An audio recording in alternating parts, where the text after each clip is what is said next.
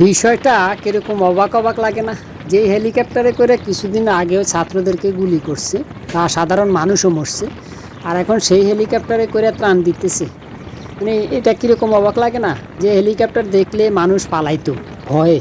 হ্যাঁ, হেলিকপ্টার যখন মাথার উপর দিয়ে যাইতো ঢাকা শহরের মধ্যে, তখন মানুষ বিল্ডিংয়ের ছাদে থেকে পালাইয়া ভিতরে ঢুকে যাইতো, রাস্তা থেকে পালাইয়া বিল্ডিংয়ের ভিতরে ঢুকতো। আর এখন সেই হেলিকপ্টার দেখে দৌড়ে আসতেছে।